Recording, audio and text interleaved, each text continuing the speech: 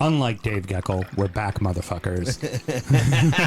Damn. And we ain't never going nowhere. I know that's the reason why there's no intro tonight, because it's just, it's us. We're back. We are back. Season 7. Yeah, I know. Well, officially season 7 will be after the 20 for 20 shit show, and that's when we call it the 7th season. But it's those summertime extras where we're going to get a little Summertime extras. Pre-show 7. Talk to someone a little bit about their club. Let's start the show. Born in the land of Bowie, Maryland. Bred to be a fan of fucking Everton. Punch you in the eye and drink your rye. Sam Houston. Sam Houston? Arsenal fans have another Sam. Right day, the fucking Gooner Graham. Smells of a lord. Looks great in shorts. Sam Grammy. Sam Graham. Fucking United!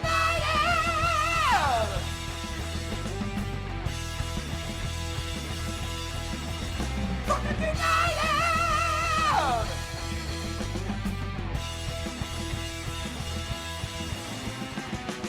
Hello and welcome to the DU Football Show, a totally biased recap of the English Premier League as told by two common American schmucks.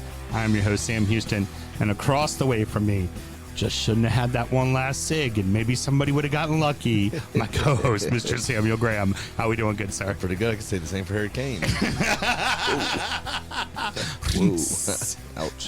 That's later when we do the Patreon show, Mr. That Graham. hurts. Yeah. To now, we turn our attention back to the Premier League. It's going to be great. So anyways, Producer Mel on the ones and twos. How we doing, Producer Mel? I'm doing fantastic. I'm excited for our tastings tonight. Oh, I'm glad to see you're keeping the liquid away from the board, unlike earlier where she had the full glass and was just waving it all over the board, making my heart stop the entire time. If your heart fluttered once, you'd be dead. Don't. It's been a year, thank you. It's been a year. Like, that's a little, I guess, actually, it's the right amount of time.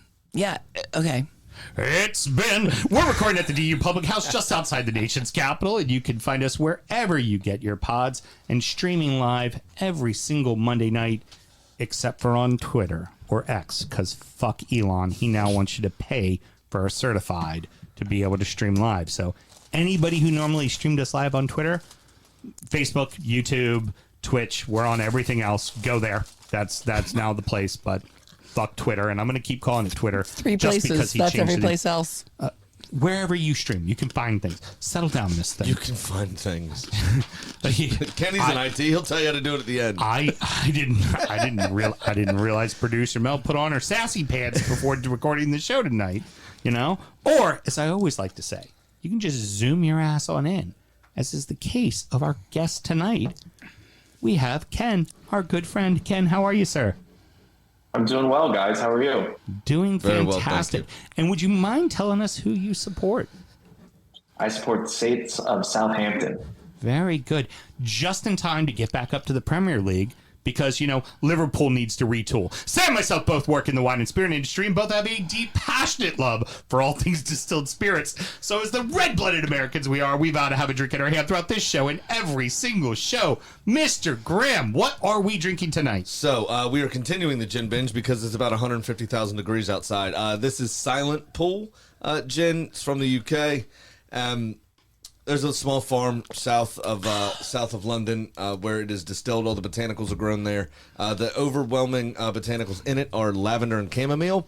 Also has a big citrus note. It is fucking delicious. Oh, it's phenomenal. A little pricey. You won't find it below $59.99, and you shouldn't find it above $64.99. So it's a little bit pricey, but it is absolutely brilliant. 86 proof. On this one. It makes for a lovely tonic, and I just went with Q this time, just a real simple.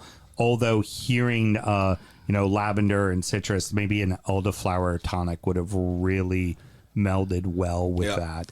It's absolutely lovely. Ken, I saw you had a glass of something over there. What you sipping on tonight? A little Bibb Tucker bourbon, Nice. 92 proof, 6-year age. Just a nice little pour for a Monday night. Standard Bibb Tucker that made Whiskey Advocate's top 20 from about 2 or 3 years ago. About 3 years ago, I want to say it was. It's for its price point. It is a phenomenal bourbon. It's also in my book. Yeah, I know it is. I sold in your some book. today. Oh, good for you. I'll buy more of it. I mean, you're in Narnia, so I don't know if that counts for Sam's sales at all. I don't know if he worries about Fantasyland, even though his bosses probably think he does. Oh, and Mel, what is that you have over there? I would like to read ahead because I finished the gin and tonic. Yeah, of course you did. The official drink of the Savannah Bananas. I mean, not wrong.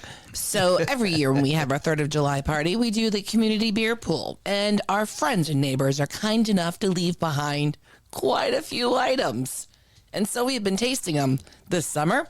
And so left behind by, I believe, Adam from my cast and Escape to Margaritaville took credit for this little nugget. Nice. Zima. Oh, it was brilliant. He did that, and he also did a Three Bells freaking Christmas ale too, a whole 6-pack of it. Now, those of you who were not drinking in the late 90s, early 2000s, it was just late 90s, No, early 90s. 2000s. may not remember what the Zima was, but it is, quote, a refreshing citrus beverage. And back in the 90s, it was like 8% because it was essentially malt liquor that tasted like Sprite is what it was. Yeah. Do you want a very inappropriate Zima story? Yes. Go for it. So this was in the early 2000s. I haven't even tried it yet. 2004, 2005. I think it got discontinued in 2007 as a brand. You can still find it around Here we till go. about 2008. But we had a liquor store near our house that should remain unnamed. That would, as long as you drove, because in PG County they had drive-through liquor stores that were still grandfathered in, right? Yep, I know about them well. Couldn't build a new liquor store with a drive-through, but you could, if you already had one, you could keep it.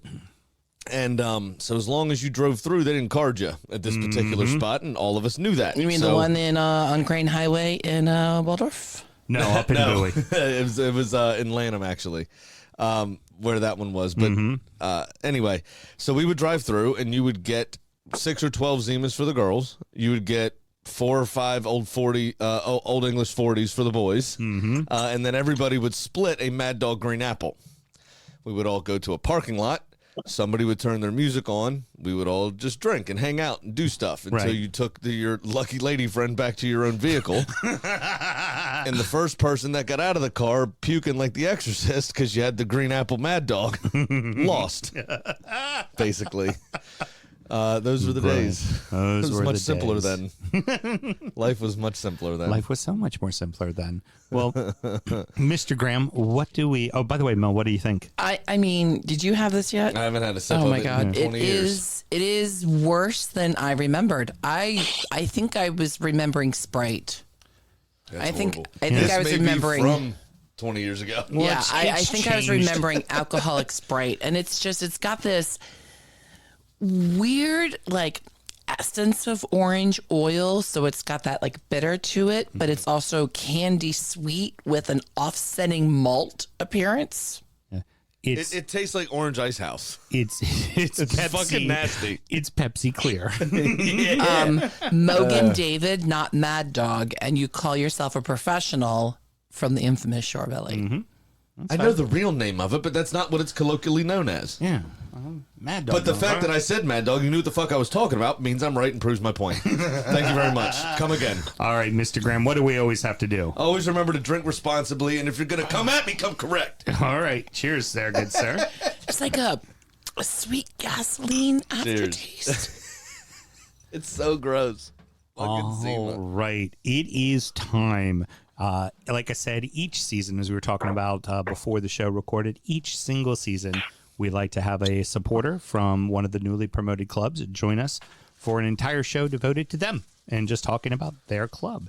And tonight we discuss a club that's been in the top flight multiple times and for extended periods of time. And half of their former team won a Premier League during COVID. Yeah, exactly. And then their recent 10-year stint unfortunately ended in 22-23 when it just everything that could have gone wrong seemingly went wrong. Found themselves back down in the championship, but it only took one season. And with the amount of points they had in the championship, it would have been good enough to gain automatic promotion, heck, even win the league any other year. but you had not just them, but 4 total teams that were well in the high 80s to 90 points. It was insanity. And we are, of course, talking about the Southampton Saints, and we have Ken here to talk all about it. So first and foremost, Ken, what got you into Southampton? There's no real, I don't have any family lineage that goes back to the south coast of England. But just once I started getting into the Premier League, I had known friends that picked all the big ones, right? I figured the world didn't need another City fan or another Man United fan. So was just randomly watching Premier League one morning, was watching Southampton play. I think it was I want to say it was like 2013 or 2014. So it was probably one of the first or second seasons they were up. They beat Newcastle 4-0. And I was just like, I love the way they play. I love the way they attack. And I was like, it's fun. And I was like, I need to learn more about this team, kind of middle of the road, came up from basically nothing. Everybody loves an underdog story. They were Port City. I was living in Baltimore at the time. I'm like, Port City, why not? Let's go for it. So, have started watching them there and lived and died with them last year and watched them live and come back up. So that's kind of, there's no real tie to it. I just kind of picked them and was like, let's just roll with it. Well, and with that too, when you got into them, when they first came up, they kind of took the league by storm when they came up. I believe they had a really good first finish, and then they were in Europe the very next year. So it was like, right. They did not fuck around when they came to the Prem. Well, they had a great academy, and you think of players like Gareth Bale came through there, Theo Walcott. I mean, when they were all quite young, obviously being kind of unknown quantities when they first came into the Premier League, and they did perform very well. So on that, tell us, now that Russell Martin has taken over, kind of the current iteration of Southampton, what's the playing style, the philosophy? What do we have going on? Because there's one kind of ugly caveat to all this, and just to get it out of the way and address the elephant in the room, is the fact that there were 4 high 80s, low 90s teams in terms of points last season is showing the disparity between the have and have-nots is now finally trickling down. So those 2 years of Premier League money or 4 years or 10 years of Premier League money are proving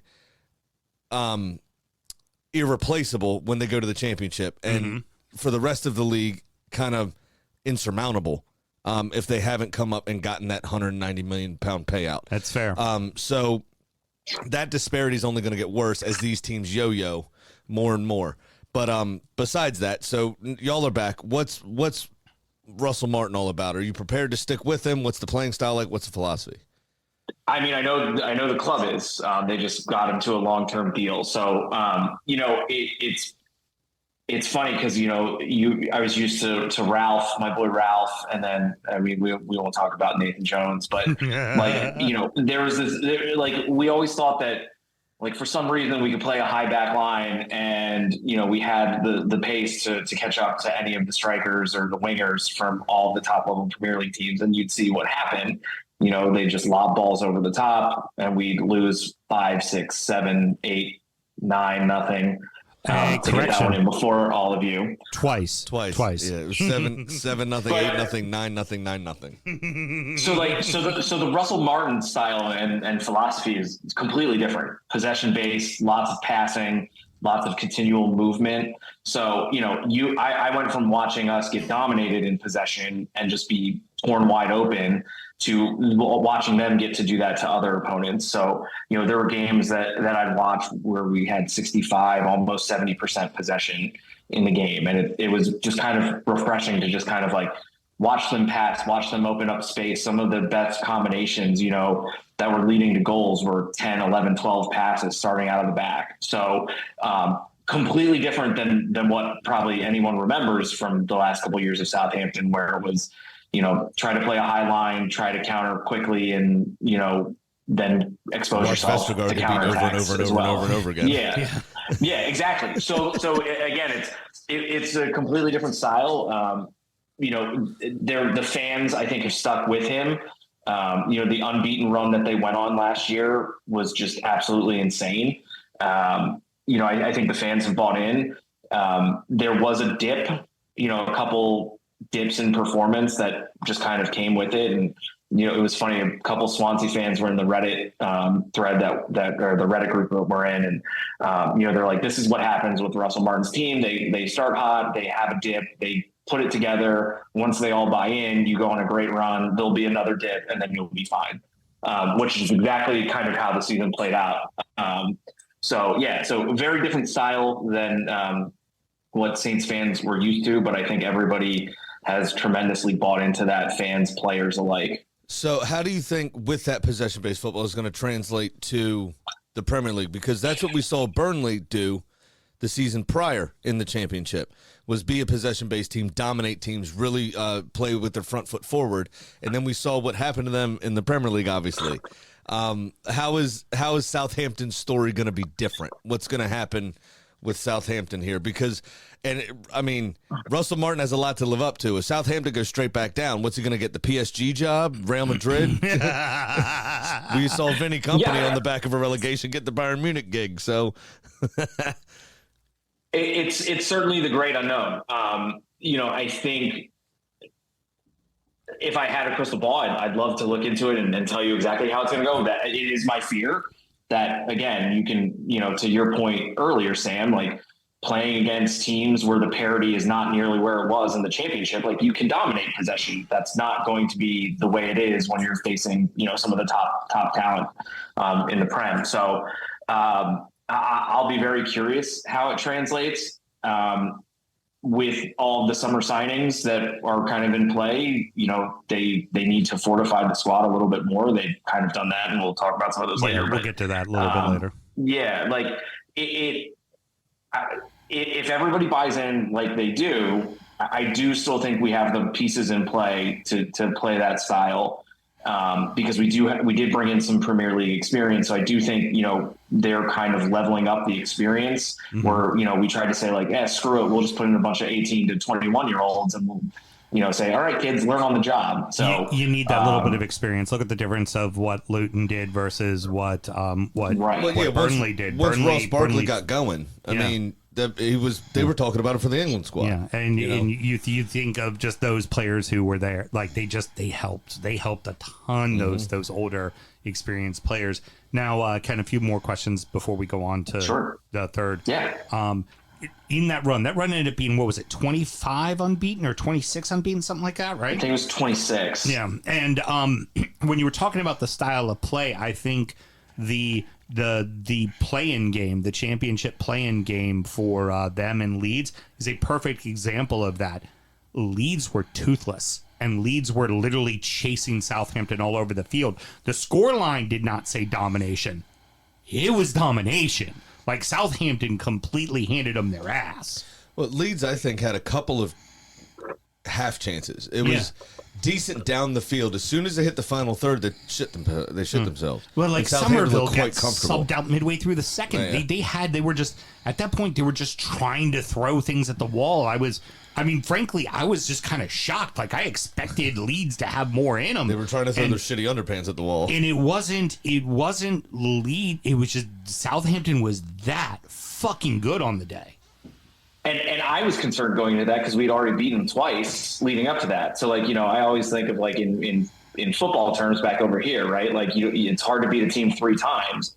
So, that obviously gave me pause going into it, where I know Leeds could score. And, but again, like, everybody stuck to it. And I think, Russell Martin has done a great job, like, bringing the locker room to him and kind of capturing it in a way that I don't think like half the players bought into Ralph. Nobody bought into Nathan Jones. Like, Ruben Sellers was just a stand-in, and it's just, I think you can kind of tell, like, just in his entire coaching philosophy and just the way he brings that to the table, like the players bought in, they knew they could do it, and they knew they could be, if they played the best version of themselves, they stuck to the plan, they executed on that. They knew they would be able to win that game. I can tell you who bought into Nathan Jones, and it's not a very great group if you know what you're talking about. Ricky Lambert and Matt Letizia. Yeah, exactly. They bought right into to Nathan Jones. Hey, look, Nathan Jones is the greatest coach that ever lived, just as Nathan Jones. Fantastic. Yeah, he's got a master class. He's got a master class. You can pay money to hear Nathan Jones talk to you about strategy. You could pay money to in get soccer. Matt Letizier's newsletter that says that the Earth is flat too. It doesn't mean we should. Exactly. I want to subscribe to it just to see the bollocks. Hold on. Is Nathan Jones turning the freaking frogs gay? Yeah, something. He's doing something over there. All right. So getting back a little bit, Southampton's always been known for their academy. We've alluded to it a few times. You had Gareth Bale coming through, Theo Walcott coming through. Wasn't through their academy, but they also kind of used to do the Brighton thing where they would buy relative unknown talent and train them up. So Sadio Mane, Virgil van Dijk, a few others, and almost became a bit of a feeder club to Liverpool. Obviously, they would kind of raid the players that wanted to win things. They would kind of raid those players from Southampton. Players that didn't would come to Arsenal and Tottenham at that point in our careers. So that fell off for a while. Is that back? Do we have any fun, exciting academy prospects coming through, or more homegrown talent? What's happening on that front? It's honestly not as much as it's been in the past. I think they're still buying a lot of young players. They're shipping them out on loan to get them experience. I think there still is an emphasis on that. I mean, there's still players like Sam Adozie, some guys that they've brought in that are younger that, have played decent minutes. And, I think the path is there and you see flashes of them from time to time. But again, a lot of these guys are still young. They still need to kind of get the flow of it. In terms of the academy, though, Will Smallbone, we lose James Ward-Prowse. We bring up Will Smallbone, who, was just magical the final run in, just in terms of, being our solid piece in the midfield, scoring goals when you need to score goals, setting up players when you need to set up players. So, it was kind of nice that, as James Ward-Prowse transitioned out as like the academy stalwart, we still got to chant, or, I wasn't there obviously, but the fans,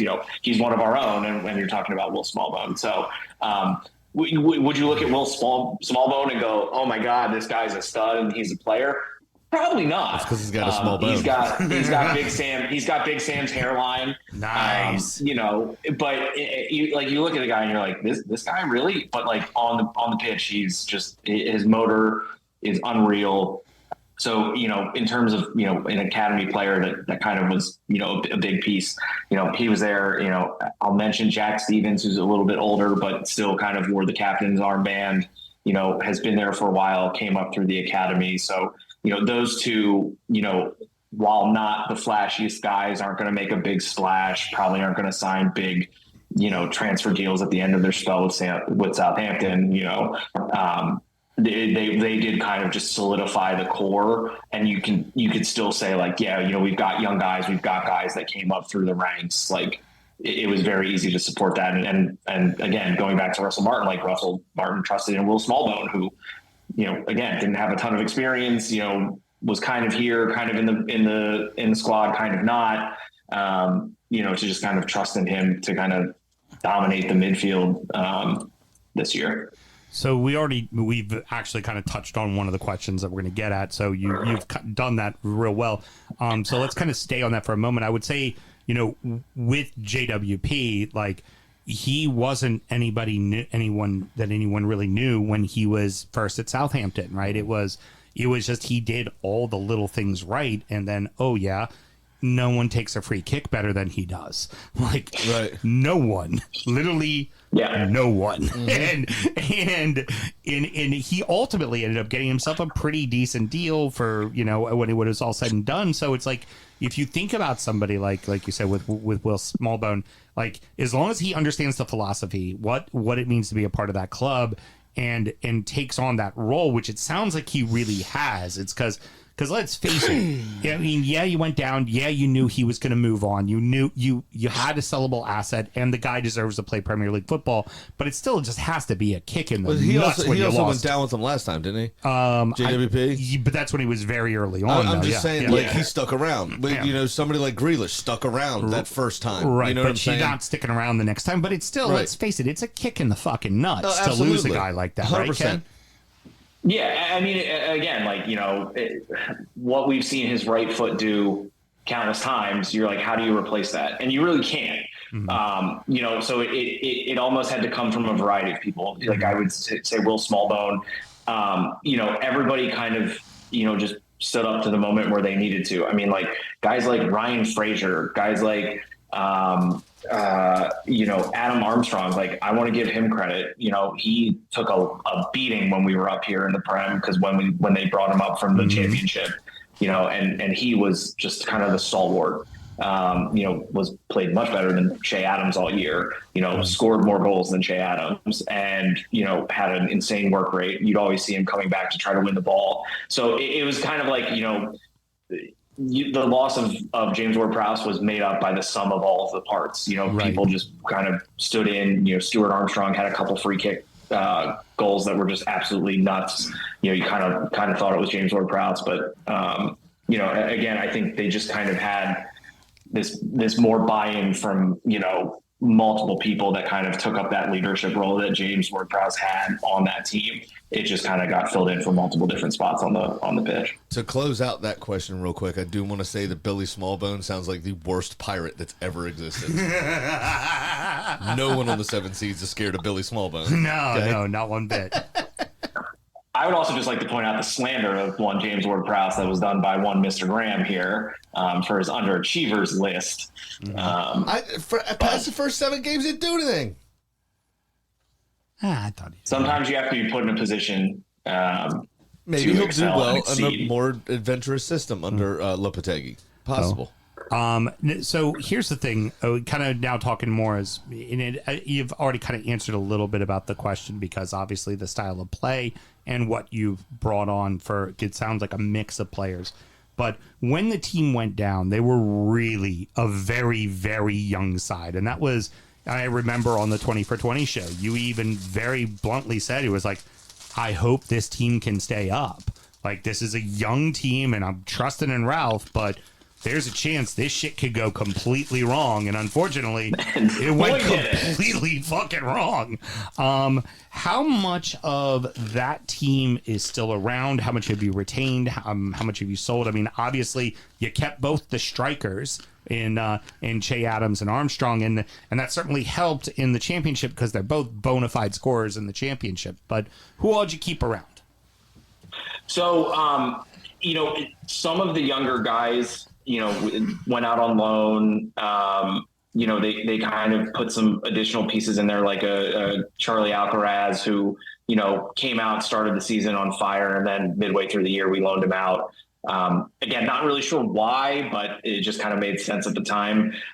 So, there's a decent amount of those young players still around, like Sulemana, guys that, you kind of brought in, you were like, who? But okay, like I see flashes. I'm sorry, who was the kid? Do you remember this? I feel like he was a lone player, but I don't know why. I've got a sneaking suspicion y'all signed him permanently. Came on in his debut and got sent off in the first 6 minutes, and it was like the second to last game of the season. Was he a loanee or was he a permanent signing, and is he still there? God, I hope so. Because that was hysterical. I am racking my brain and trying not to go to center Wikipedia on my other midfielder, tall browser. black kid. I think he had mid-length dreadlocks. I think. I don't remember the play, to be completely But honest. I think he hit somebody in the hip, studs up or some shit. It was bad. Yeah, I remember it wasn't Sekou Mara because he's a forward. Was it? It might have been Sulemana. And Sulemana was your record signing too. He's like poor man's Sadio Mane. Like shows flashes, like great in space when there's nobody around him, can run like a damn stallion, but then tries the 17 step overs in a row, and then just gets the ball dispossessed from him. But I'm trying to remember if it comes to me. Move on. It's fine. I really hope you still have that guy. But it's a mix. But what they did last year, they tried to bring in some of those more stable pieces, because I think midway through the season, right, like Alcaraz was great, but they brought in like a Flynn Downs, Ryan Frazier, Ross Stewart came in, he was injured, but they tried to supplement with some kind of more veteran pieces. I'll honestly tell you, Jan Bednarik coming back really, really solidified the central defense. There was a lot of conjecture as to when he went out on loan, how he came back. He came back and was like, I'm here to help Southampton get back up. The past is in the past, like we're done.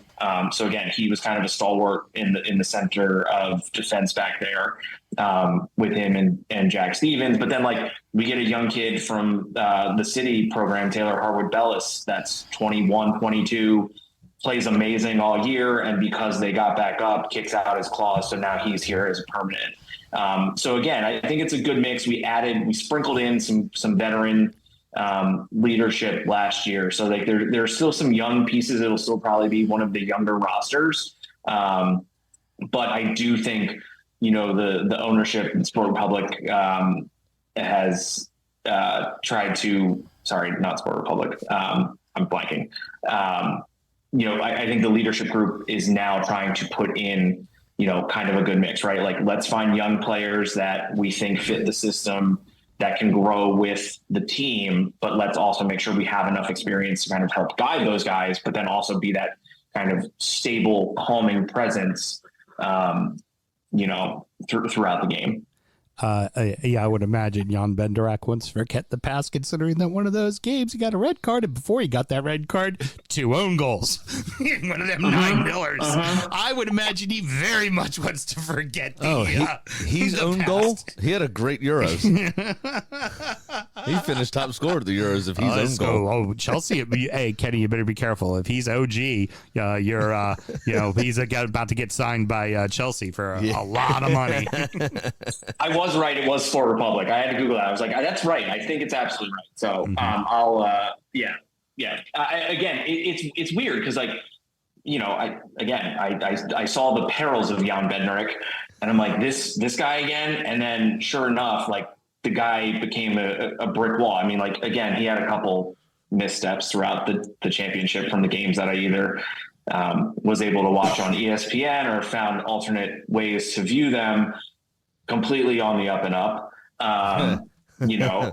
that again, just, took a leadership role, kept guys focused. I mean, playing next to Harwood-Bellis, like, making sure that he took him under his wing if he missed something or, that kind of veteran leadership, guys that have been there, everybody was very committed to trying to bring the team back up. So, that was nice. It was a good mix. Like, again, the all youth thing is great if everything gels and it's perfect and you get every ounce of potential out of that team and out of those players. But we've seen the bad side. Well, of course, but part of that other thing could be sticking with some veterans too long. We've seen kind of Che Adams and Adam Armstrong's the forward, right? Or is it Stuart Armstrong? Yes. Adam Armstrong and Stuart Armstrong is the midfielder. Is the midfielder. Okay, so we've seen Che Adams and Adam Armstrong in the Premier League and kind of being stuck in that David Nugent zone where or Darren Huckabee zone where they're excellent in the Championship and kind of subpar in the Premier League. So what pieces do you think you'll still need going into the season based on the business you've already done? Potentially, I bring that up because potentially an upgraded striker. Is that something that you think you do need? And what else does the club need going into the new season, in your opinion? They need a striker to help complement Adam Armstrong. I think the hope was that it would be Ross Stewart, but I mean, again, the guy gets injured. That was somebody that Russell Martin targeted from the get-go. He tried to poach certain pieces from Swansea as well. People that were familiar with his playing style, because again, easier to put them in and move pieces around, especially if you're trying to solidify your bench.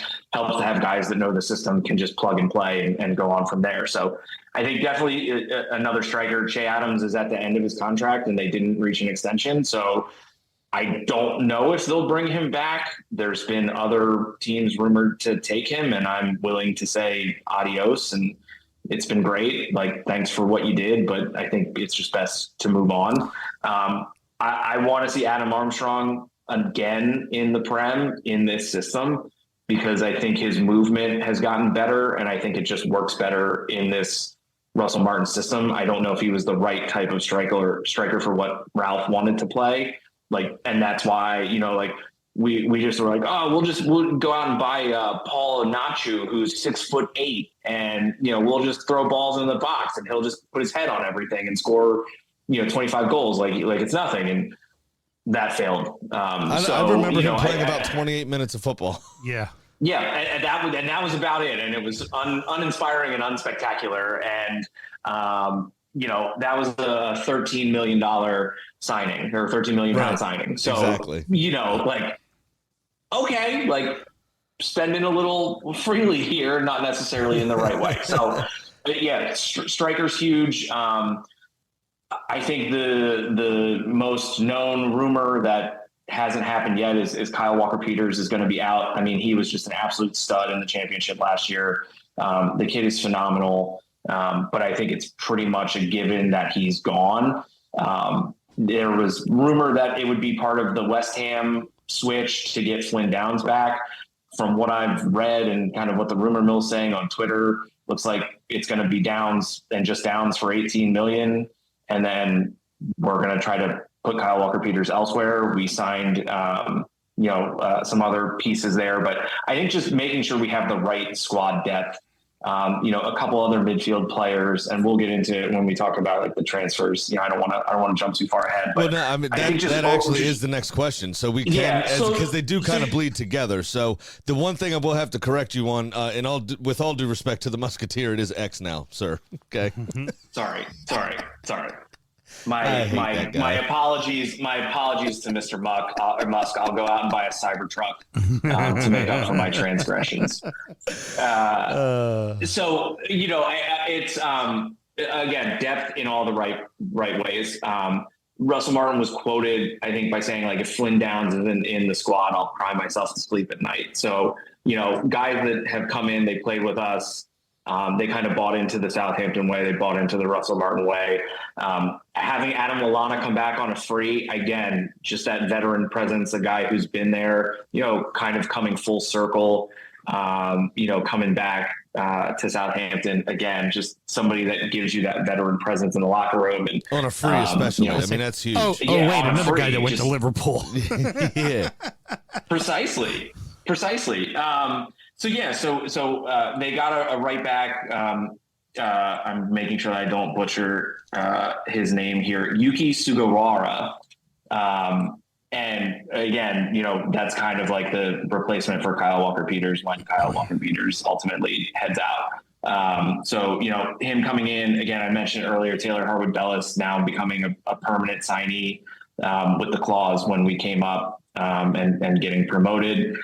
So again, just more center back depth. We brought in another player, probably most underrated portion of the whole Southampton fan experience is the fact that their social media team is heads and tails above the rest. Like some of the player announcements that they did for some of the signings, Nathan Wood was a player that Russell had at Swansea, and it's, they superimposed Russell Martin's head on Buzz Lightyear, and they superimposed Nathan Wood's head on Woody, and there's the scene where they're flying, and it's unreal. Like their social media team is so fantastic. You mean you mean to tell me you have a Wood and a Smallbone in the same team? We sure do. Come on. We sure do. I might be right behind Southampton again as my we sure do, team. and an arm that is strong. If you know what I mean. So and Harwood, which is kind of close to Harwood. Those are kind of the big ones right now. Again, I still think they need another striker that is a proven striker. I can go down the Reddit threads all the time, and everyone's like, "Oh, like Tammy Abraham would be perfect," and I'm like, "Yeah, there's a lot of people that would be perfect," but I think there's talk about bringing Danny Ings back. So I guess we're just trying to capture lightning in a bottle the second time around with Lallana and Ings. So maybe we'll go out and find young Virgil van Dijk and bring him back too. But, I think ultimately, like, it's more just like depth. The less I see James Bree play, I think the better. So the further he gets buried on the depth chart, the guy that Nathan Jones single-handedly decided he wanted to bring in, who was just absolute crap. again, from all accounts, super nice guy, but just didn't cut it. Just Doesn't couldn't cut it. translate Just- well on the football pitch, does it? Yeah. His first match, I think, in the Prem when he started, it was just he just got turned around. He looked like he was on ice skates out there, and then we had to hear Nathan Jones one say, say "Oh, he's great was and he's wonderful." And Betterakian performance. probably. But this is new. the time, This is new yes, Jan yes. Bednarik. This is new Jan Bednarik. New Jan now is what I'm going to do to borrow some Jan. beats that I've been rewatching. New Jan now. We got a show title, New Yawn. It's a new yawn. It's a new yawn. Love it. So just to be clear, that's someone's name, not to offend our Far Eastern friends. Yeah, exactly. So, with that being said, one of the most important things in the world is because people don't know a ton about the Saints is who is your primary rival? Because this actually has a bit of a tie-in to Mr. Graham and I. Mm-hmm. Yes, the primary rival is the scum of Portsmouth, a.k.a. Pompey, who were talking so much shit that, we're going to get promoted. We're going to play Saints again. Like, ha, ha, ha, we're going to be on the same level. And then sure enough, as Southampton's social media team does, puts a nice little Mind the Gap photo up with Southampton on top and Pompey's logo down here. And it was just absolutely wonderful. So if we're talking about teams that will actually play in the Prem, obviously South Coast teams like Bournemouth and Brighton, there's some I'd say probably Bournemouth, probably number one, closest in proximity, South Coast. It is a South Coast derby. I was going to say, Brighton doesn't have time for you. They're too busy with the Gatwico and Worried the about a team mediocrity bringing that's to Crystal totally Palace. understand. They're far more I concerned understand. about Listen, that. I'm trying to offer the people multiple things to think about. It's Bournemouth. Until we start the derby with Forest, the Arbor Derby that we named it. That's the previous right, the Arbor supporter Derby. shows. The Battle of the Trees. We got to make sure Mark and Ken have a little showdown on the 20 for 20 So I have a show. question. That's where it The started. forest tree doesn't have anything around it, right? Obviously, the Saints tree has the halo. Right. The halo's above the soccer ball, as you can see right here. So the tree just hangs out. Yeah, but Right if you here. put a halo on something, it's all together.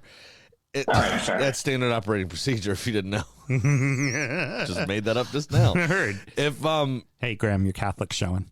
yeah, so if that's the holy tree, is the one from Nottingham? Is that like the one from The Ring? Because it's just standing there by itself in that field. It was a long way around to get to a shit joke. It was. You know what? You tried your best.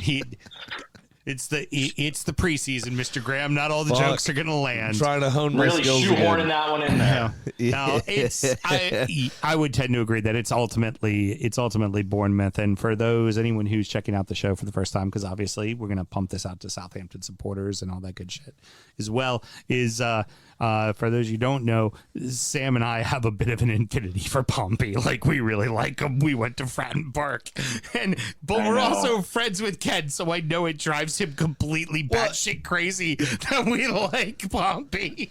We just, everybody has kind of a team in a different league, and it was one of those things that with Pompey for us was just like some of the kind of fun facts surrounding the club, like being the longest holders of the FA Cup in a row because of World War II.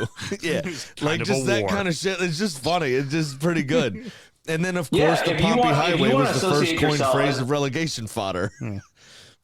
Yeah, if you want to, join ranks with a group that, credits their longest cup hold to, the success of Hitler, I mean, listen, that's by all means, have at it.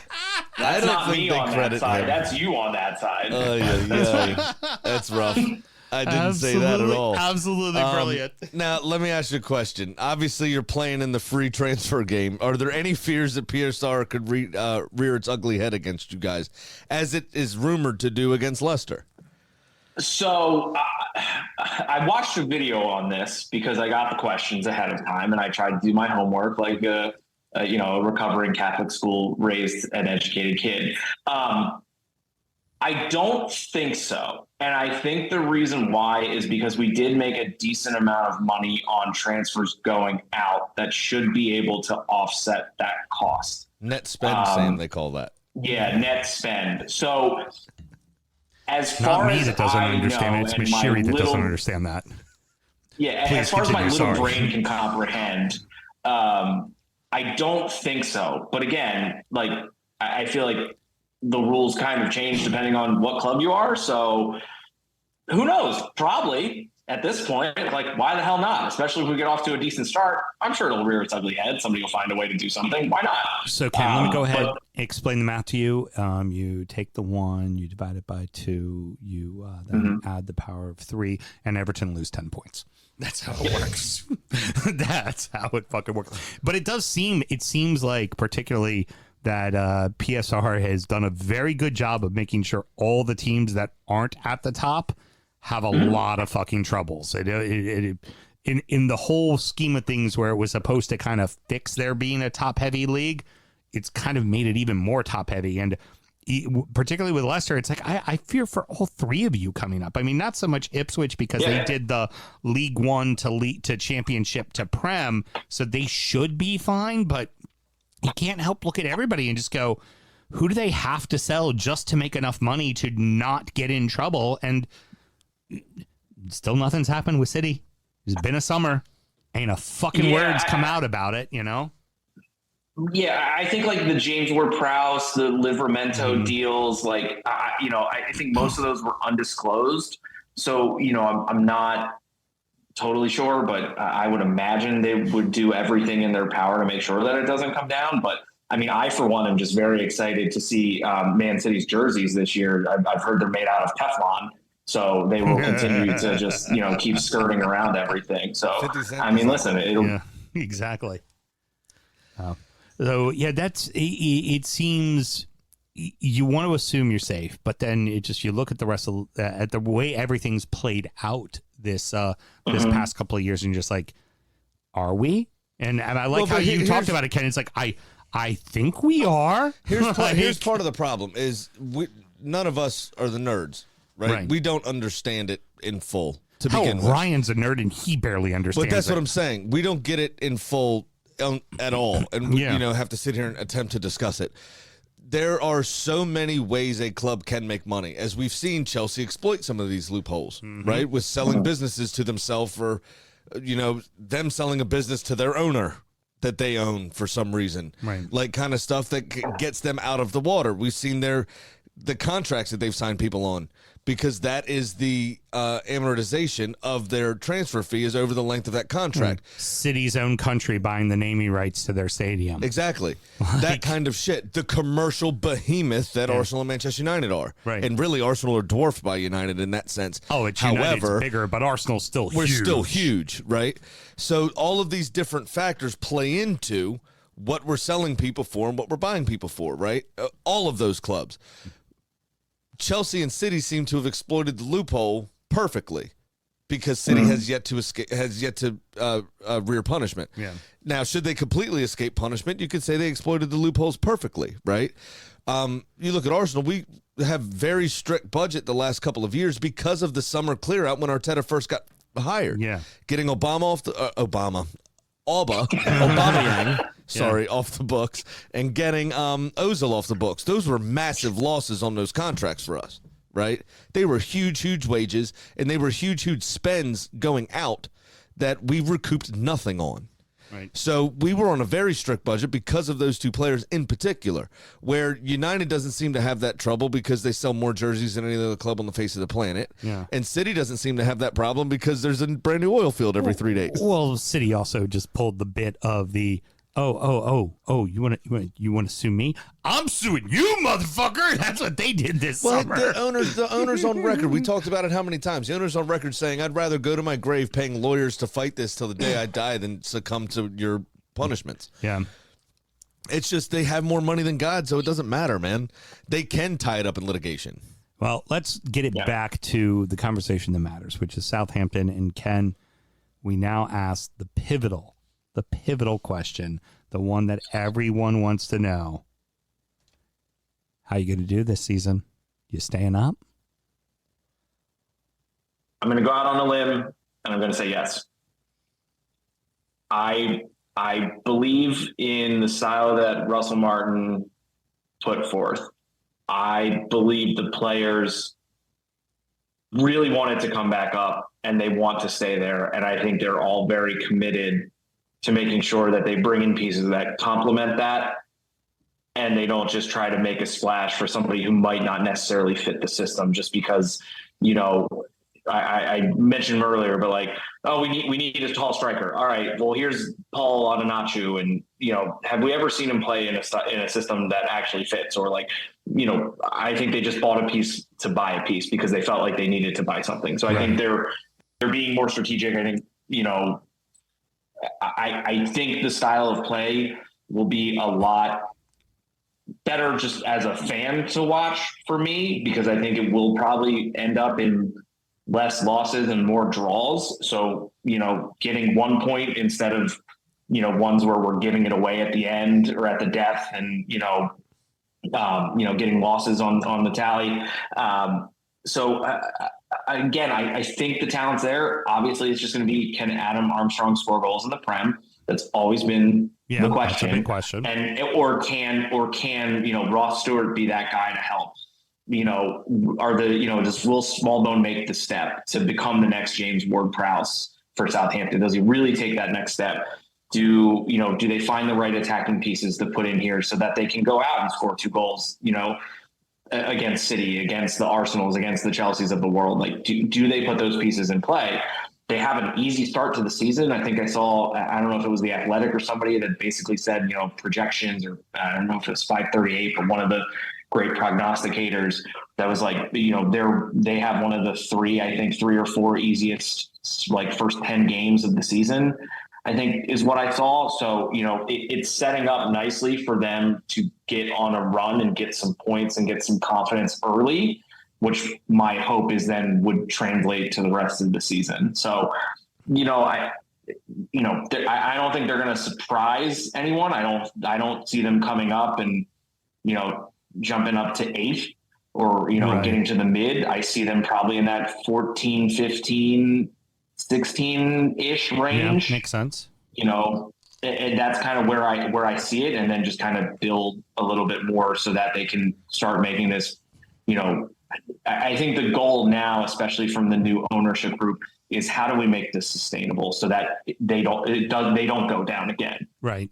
Put the pieces in play, make the academy start playing Russell Martin style, you know, when they're young, so they can bring up those pieces, get the young guys to start, you know, all buying in and just kind of changing the mindset there to make this sustainable so that we don't have to worry about going back down to the championship and then fighting to come back up. So my hope is that all of the resources are put in that direction, and that's kind of where they end up.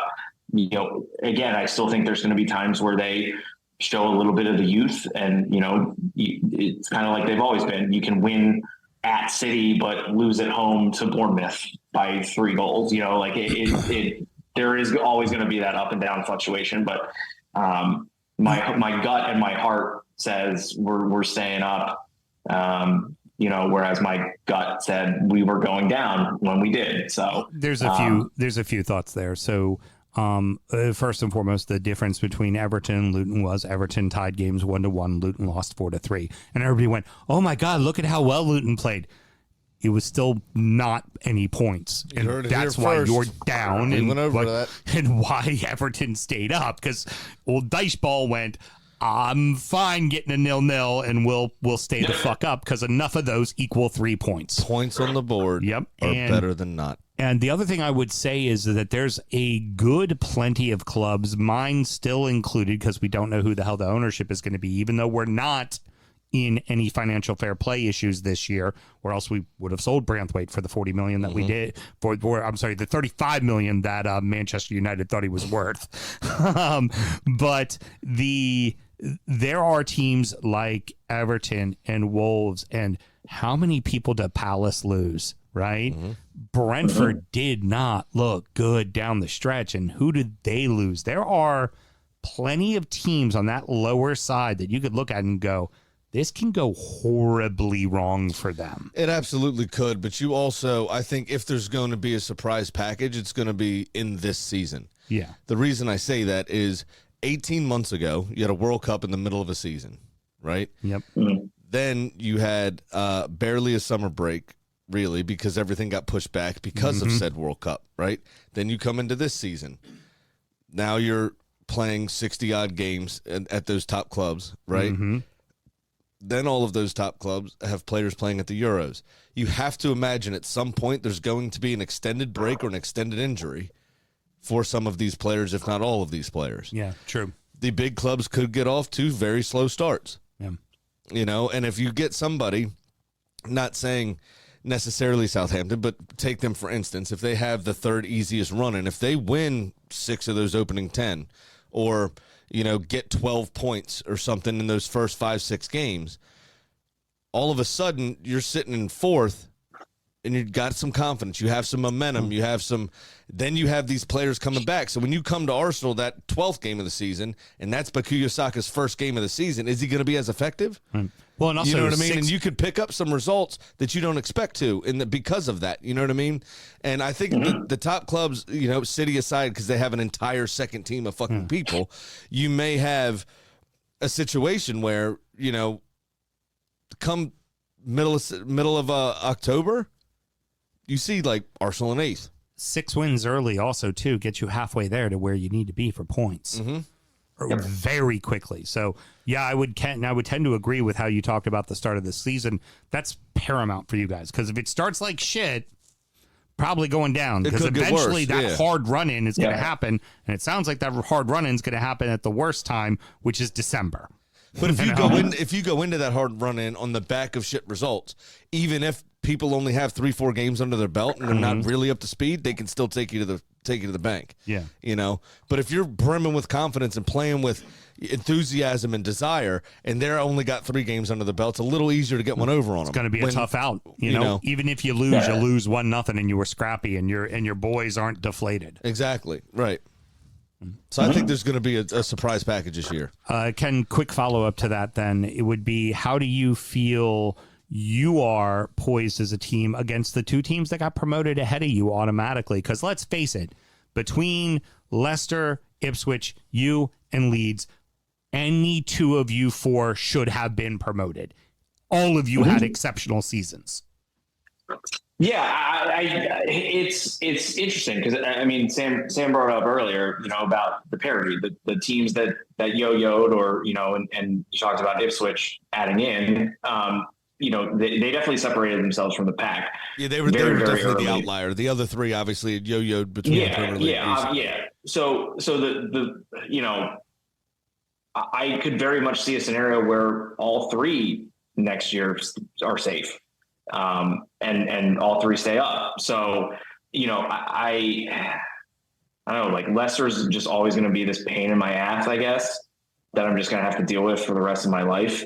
That, you know, we had a chance to take a sizable bite into their lead and get our chances of auto promotion a lot better. And I think they put 2 or 3 on us, and it wasn't even close. And it was like completely deflating. Of like, well, we just completely screwed auto. Like, we're going to have to go to the playoffs. We're going to have to win this the hard way. So, you know, I could very well see them and Ipswich, who, you know, I got to watch the Southampton Ipswich game, both games. You know, it was, you know, those teams are good, and those teams will be able to compete, you know, going up. I don't know what they've done in terms of the summer signings, so I will look forward to the supporter show. I mean, for Leicester, I'd worry about losing our coach.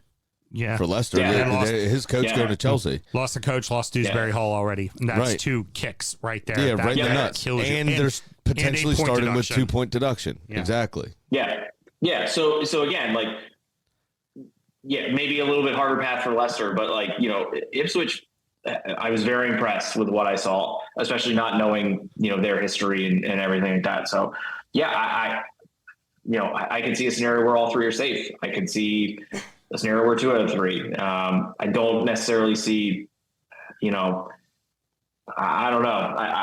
It's just, I think Sam kind of nailed it. It's going to be a very weird season, and it's going to be an opportunity for some of those smaller clubs that have less of those people that are going to be impacted by the World Cup to just kind of try to get points early and kind of go from there. Yeah, and then you have the other piece to that as well, right? Where for Ipswich versus Leicester in particular, you have Leicester that lost their coach to Chelsea, and you have Ipswich's coach who turned it down first. Yeah. Right? And how galvanizing can that be, right? Oh, he actually fucking believes in us. Yeah. Look at that. Yep. You know what I mean? Yep. So I think Leicester, they're the ones for me teetering on a knife's edge. Yep. You know, because that could go horribly fucking wrong as well, especially if they get picked off even further. But that's another conversation for a different show. Well, excellent. It's just since we were talking about it, I thought it'd be poignant. Oh, it's very poignant. So that is going to wrap it up, boys and girls. Mr. Graham, any parting words? Yeah, I got to bring it down for a second. Just No. briefly. I have to Why? because we need to be even-handed as much as we don't like to be. Don't shoot at former presidents. Yeah. Yeah. Yeah. As much as you don't like them, don't do it. No, assassinations just aren't cool. Nah. Don't None be a of the cunt. cool kids we are doing we it. do a lot of slagging them off. Yeah. And rightly so. Yeah. But Oh, we need them alive to continue to flag them off. Yeah. no one deserves to be shot in the face. Come on. Don't No. shoot at them. Just don't shoot at them. It's pretty simple. Don't shoot at them. That's not how we solve our problems. You vote. Don't shoot vote. at anyone. Yeah. Yeah, Yeah. no. It's a great idea. No, Not gun from violence. anyone. Shoot people, just not former Yeah, presidents. gun violence doesn't solve anything. Voting, voting does. Sattery. I was gonna say violence worked perfectly fine for Omar and The Wire until the very end. I'm actually Spoiler rewatching alert. it right now, and it still holds up. It's so great. I've rewatched it 7 times, dude. I love that fucking show. You It's might so have a I've seen problem. before. It's so great to rewatch. You rewatch it, and you're like, this is fucking brilliant. The things you were angry at the first time, you go back and you go, of course you had to do it that way. This is goddamn brilliant. Sorry, Russ. But anyway, There we go. Now we're back in regular season 4. So don't do that. That's number one. Yeah. Number 2, stop fucking breaking into stadiums. And ventilation units. Absolutely killing me with this shit. It's, Champions League final, Liverpool, Real Madrid. Then was that before? That was before the European Cup final. Yeah. Or the Euros final. Euro final at Wembley. Now this. Just fucking cut it out. Stop it. No, because all of this is appointment viewing, and an appointment needs to happen on time. And right. you're fucking pissing me off with it. All right? Exactly. That's that. All right, Ken, thank you so much for joining us. And now it is time, promote away.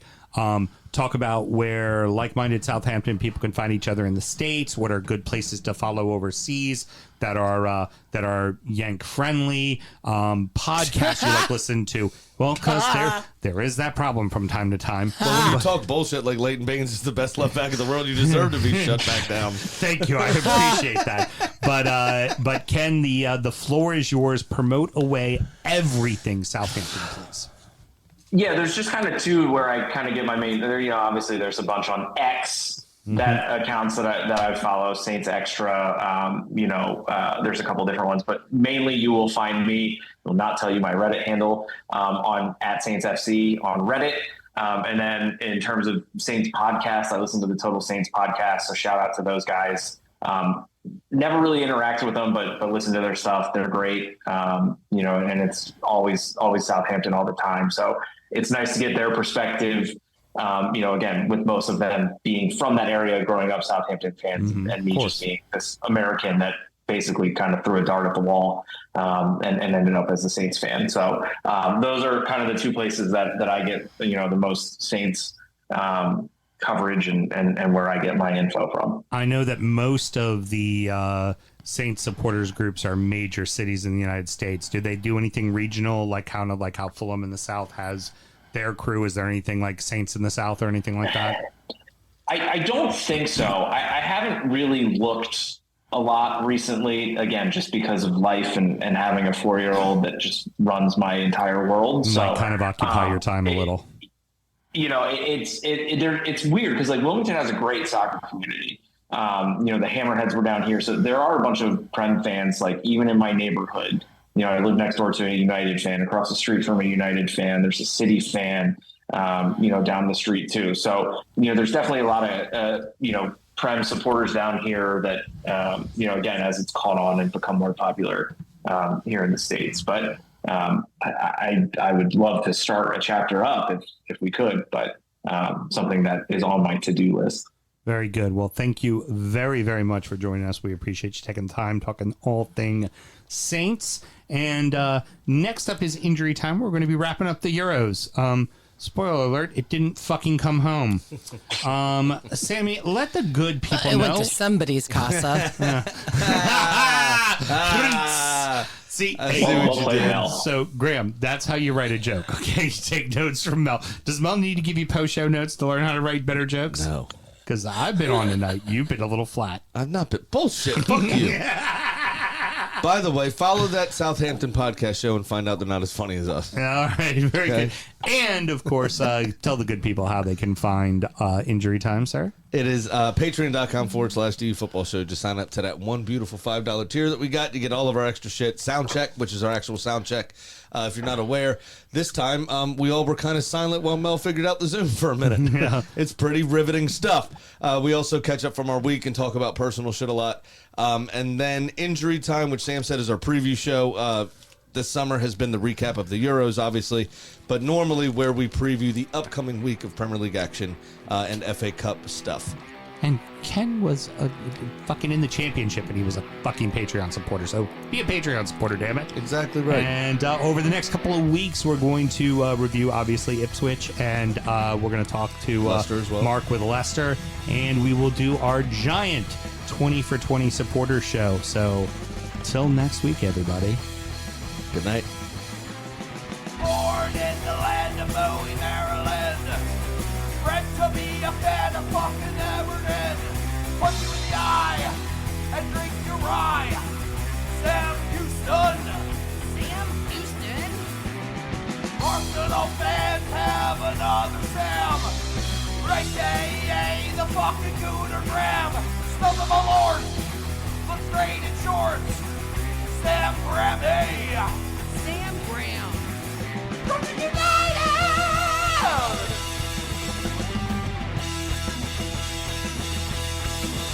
Brooklyn United!